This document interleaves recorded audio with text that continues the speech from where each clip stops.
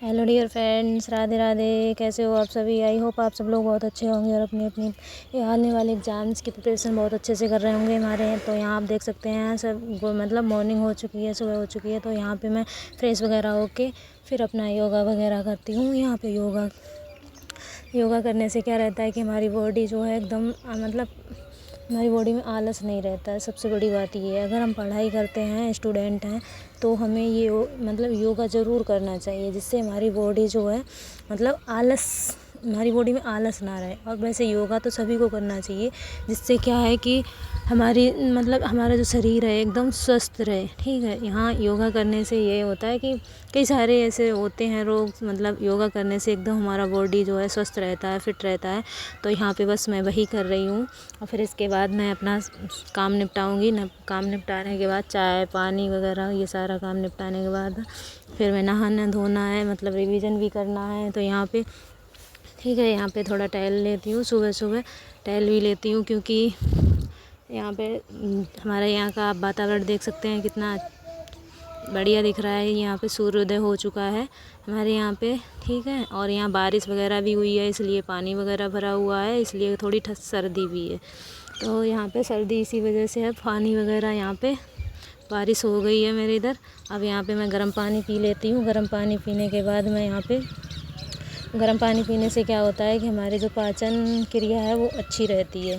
ठीक है, यहाँ पे गर्म पानी पीने के बाद अब हम यहाँ पे अपना रिवीजन थोड़ा कर लेती हूँ। तो यहाँ पे रिवीजन वगैरह करने सबसे मतलब महत्वपूर्ण क्या रहता है कि हमें रिवीजन ज़रूर करना चाहिए। डेली हमें रिवीजन ज़रूर करना चाहिए। तो यहाँ पे हम रिवीजन करने के मतलब रिवीजन करना है मुझे। यहाँ पे मैंने पॉलिटी का रिवीजन, यहाँ पे पॉलिटी जो है मैंने इसको पॉलिटी की कॉपी उठाई है और इसको मैं रिवीजन करूँगी। इसको रिवीजन करने के बाद यहाँ पे क्या रहता है, रिवीजन से क्या है कि अगर रिवीजन आप करते हैं जितना मतलब आप लिख के रख लो, उससे हमारा कुछ नहीं होने वाला है। लिखा तो रखा है, किताब भी खरीद ला, उसमें भी लिखा है। बट यहाँ पे क्या होता है कि हमारे जो हैंड रिटन नोट्स होते हैं उनमें जो हमने क्लासें अटेंड की हैं उनमें क्या रहता है कि वो उतना ही लिखाते हैं।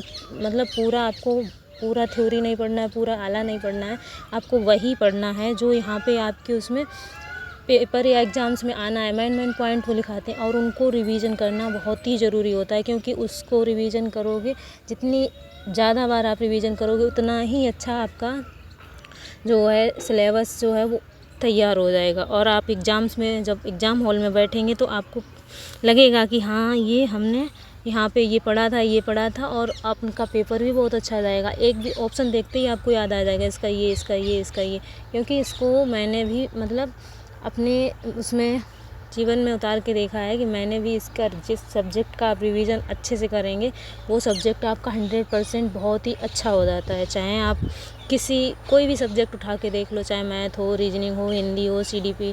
मतलब यहाँ पे मेरा क्या है कि मेरा यूपी टेट और पुलिस दोनों का है मतलब एग्ज़ाम्स है, और होम गार्ड का भी है। तो यहाँ पे मैं क्या करती हूँ कि मैं दोनों को साथ लेके चलती हूँ। तो यहाँ पे जैसे उसमें यूपी पुलिस में रीजनिंग है और तो सब्जेक्ट इसमें मिलते जुलते हैं, तो रीजनिंग को मैं अलग से रिवीजन कर लेती हूँ।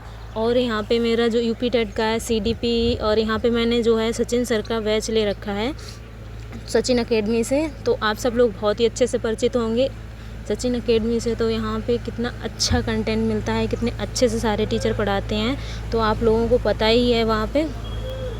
तो आप लोग सभी लोग बहुत अच्छे से परिचित होंगे। वहाँ के जिस टीचर्स जो हैं वो बहुत ही अच्छे से पढ़ाते हैं, हर सब्जेक्ट को इतनी बारीकी से अच्छे से समझाते हैं कि जो सब्जेक्ट कठिन लगता हो वो भी एकदम इजी लगने लगता है। जैसे संस्कृत ले लो, संस्कृत बच्चों को बहुत कठिन लगती है, बट वहाँ पे मैम इतने अच्छे से पढ़ाती हैं कि सारी चीज़ें एकदम बहुत ही अच्छे से ईजिली समझ में आ जाती हैं।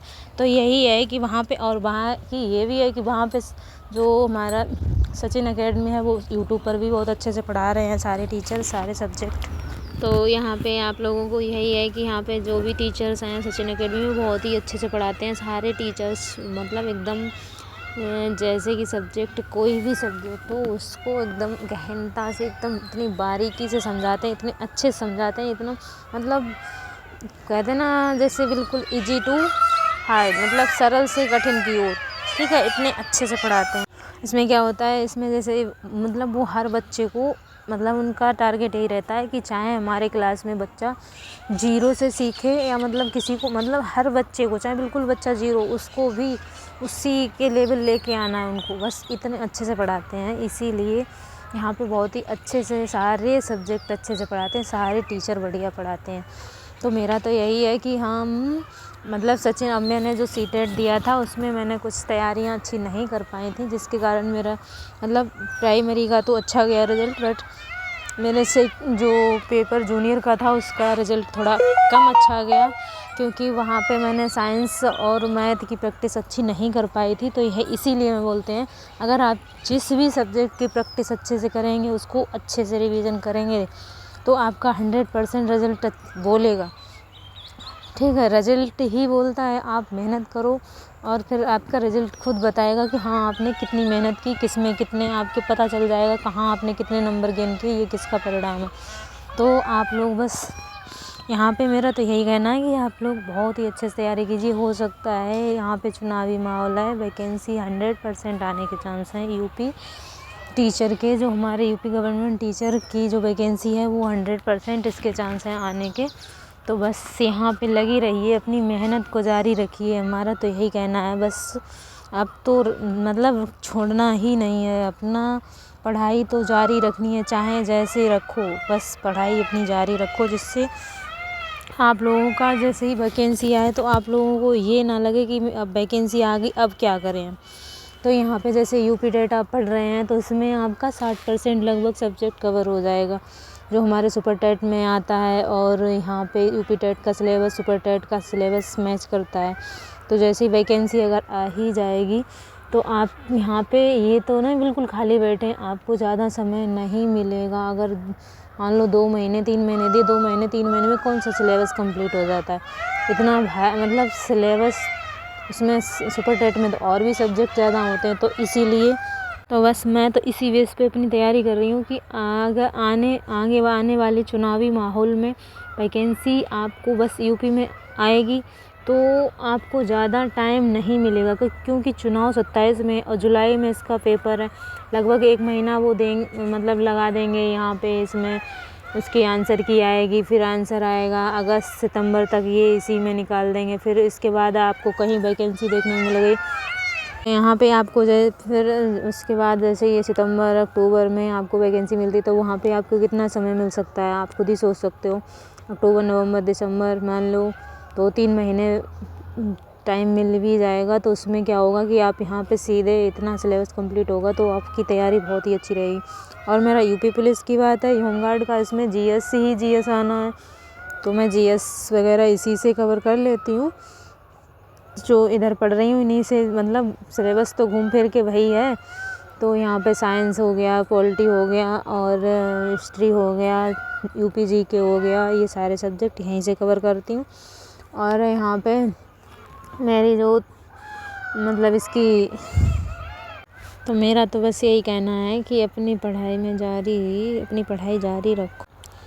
तो जैसे कि आप लोगों को, मतलब आप लोग जुड़े ही हो हमारे मतलब चैनल से, जो भी हमारे चैनल से जुड़े हैं, तो आप लोग जो भी हैं भाई बहन हमारे, ठीक है, तो आप लोग हमारे चैनल को ढेर सारा सपोर्ट कीजिए, प्यार दीजिए, और हमारे चैनल पे जो भी वीडियोज़ वगैरह आती हैं उनको मतलब फुल वॉच कीजिए। और यहाँ पे मैं ये नहीं कोई फेक वीडियो बना रही हूँ, ऐसा कुछ नहीं है, जो भी रियलिटी है बस वही दिखाने की कोशिश करती हूँ। इसके माध्यम से क्या है कि मैं अपना अनुभव आप लोगों से शेयर कर पाऊँ, आप लोग भी अपना अनुभव मुझसे शेयर करें, ठीक है। अगर आपको कहीं पे भी कुछ भी लगता है कि यहाँ पे ऐसा नहीं, ऐसा होना चाहिए, तो आप मुझे गाइड कर सकते हैं, बता सकते हैं, ठीक है। तो यहाँ पे आप लोगों को ये बस यही है कि यहाँ पे मेरा पर्पज़ यही है वीडियो बनाने का, कि मैं अपना अनुभव आप लोगों से शेयर कर पाऊँ। और यहाँ पे हर किसी की लाइफ में संघर्ष होता है, हमारी भी लाइफ में है, हर किसी की लाइफ में है, उसको फेस करना हमें ही फेस करना है। इसकी जगह पे कोई और तो फेस करने आएगा नहीं, तो उससे हमें कैसे निकलना है, उससे कैसे निपटना है, बस ये हमारे ऊपर डिपेंड करता है। तो हमें यहाँ पे बस यही है कि हमें इससे कैसे जीतना है, अपने संघर्ष इन सब से कैसे जीतना है, अपने परिस्थितियाँ अपने घर की, हम मतलब जो भी है वो हमें ही पता है, किसी और को नहीं, ठीक है। तो उससे हमें कैसे लड़ना, उससे कैसे आगे निकलना है, तो वो हम लोगों के ऊपर होता है। तो बस मेरा यही कहना है कि यहाँ पे आप लोगों को इससे हार नहीं माननी है। अपने मंजिल तक पहुँचना है तो आपको ज़रूर मेहनत करनी है और डट के करनी है, उसको ज़रूर हासिल करो। So thank you.